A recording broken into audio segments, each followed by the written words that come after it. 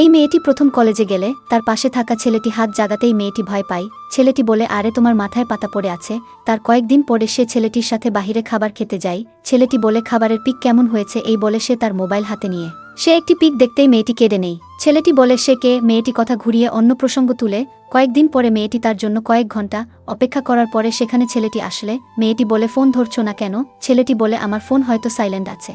মেয়েটি তার উপরে রেগে চলে যায়। 1 বছর পরে মেয়েটি তার বান্ধবীদের সাথে খাবার খেতে গেলে তার বান্ধবীরা বলে, আজকাল তোকে খুব চেঞ্জ লাগছে।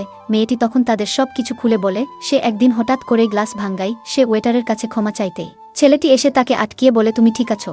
এবং সে ওয়েটারকেই বকবকি করে। সে ভালো রেজাল্ট করায় আনন্দিত হয় এবং সে আরও ভালো কলেজে ভর্তি হতে চাইলে তারা তাকে না বললে মেয়েটির মন খারাপ হয় এবং সে ছেলেটিকে দোষারোপ করে বাড়িতে ফিরতে ছেলেটি বলে, তোমার ভর্তি হয়ে গেছে। ছেলেটি তাকে ভালোবেসে তার সব কিছুই ঠিক করে দিত। এসব কথা মেয়েটি বলতেই ছেলেটি সেখানে আসে। ভালোবাসা এমন একটি জিনিস যা সবার মনকে সব সময় সুন্দর করে তোলে।